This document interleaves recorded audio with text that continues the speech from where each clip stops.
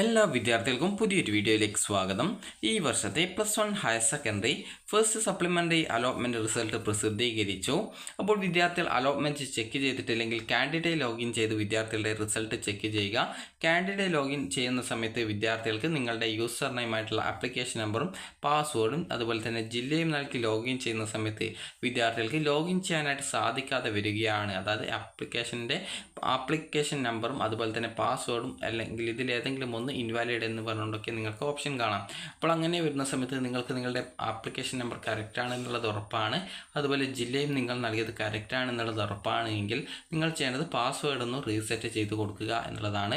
അതിനായിട്ട് forgot password എന്നുള്ള ലിങ്കിൽ ക്ലിക്ക് ചെയ്ത് നിങ്ങളുടെ ആപ്ലിക്കേഷൻ നമ്പറും ഡേറ്റ് ഓഫ് ബർത്തും മൊബൈൽ നമ്പറും അതുപോലെ തന്നെ ജില്ലയും സെലക്ട് ചെയ്ത് അതിനുശേഷം ഇവിടെ കാണുന്ന കുറച്ച് നമ്പേഴ്സ് കാണാം, അതാണ് ക്യാപ്ച എന്ന് പറയുന്നത്. അത് കറക്റ്റായിട്ട് ഇവിടെ ടൈപ്പ് ചെയ്ത് സബ്മിറ്റ് ചെയ്യുകയും പിന്നീട് വരുന്ന പേജിൽ സെൻഡ് OTP എന്നുള്ള ഒരു ബട്ടണും കാണാൻ സാധിക്കും. ഇവിടെ നൽകുന്ന ഡീറ്റെയിൽസിൽ വല്ലത് തെറ്റും ഉണ്ടെങ്കിൽ കറക്റ്റായിട്ട് അത് മുകളിൽ ചുവപ്പ് കളറിലായിട്ട് കാണാൻ പറ്റുന്നതാണ്. അപ്പോൾ എന്തെങ്കിലും മൊബൈൽ നമ്പർ മാറിപ്പോയിട്ടുണ്ടെങ്കിൽ അത് കറക്റ്റായിട്ട് നൽകാനായിട്ട് ശ്രദ്ധിക്കേണ്ടതാണ്.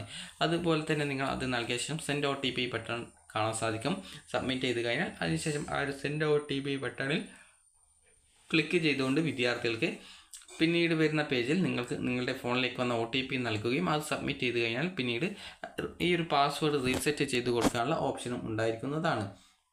അപ്പോൾ നിങ്ങൾ അവിടെ കറക്റ്റായിട്ട് പാസ്വേഡ് 2 തവണ നിങ്ങളുടെ ആ ഒരു പാസ്വേഡ് ടൈപ്പ് ചെയ്ത് കൊടുക്കുക.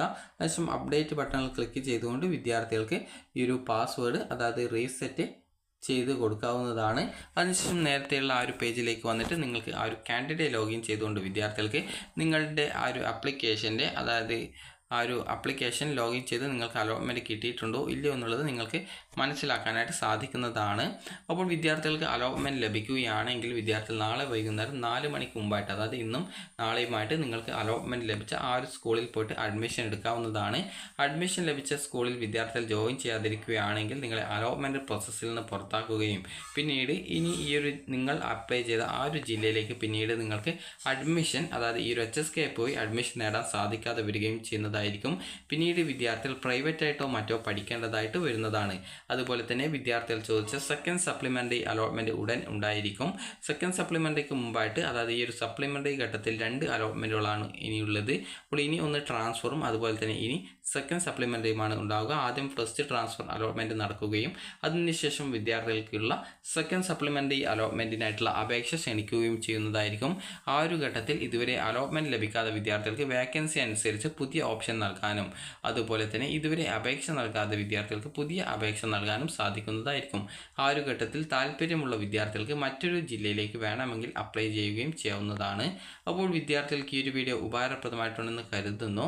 അപ്പോൾ നിങ്ങൾക്ക് ആപ്ലിക്കേഷൻ നമ്പർ മറന്നു പോവുകയാണെങ്കിൽ കറക്റ്റായിട്ട് get user or application number എന്നുള്ള ലിങ്കിൽ ക്ലിക്ക് ചെയ്ത് ആവശ്യമായിട്ടുള്ള ഡീറ്റെയിൽസ് നൽകി കഴിഞ്ഞാൽ നിങ്ങൾക്ക് ആ ഒരു പാസ്വേഡും അതായത് ആപ്ലിക്കേഷൻ നമ്പർ റിക്കവർ ചെയ്ത് എടുക്കാനായിട്ട് പറ്റുന്നതാണ്. അപ്പോൾ വിദ്യാർത്ഥികൾക്ക് ഈ ഒരു വീഡിയോ ഉപകാരപ്രദമായിട്ടുണ്ടെങ്കിൽ ലൈക്ക് ചെയ്യുക, ഷെയർ ചെയ്യുക. Thank you for watching.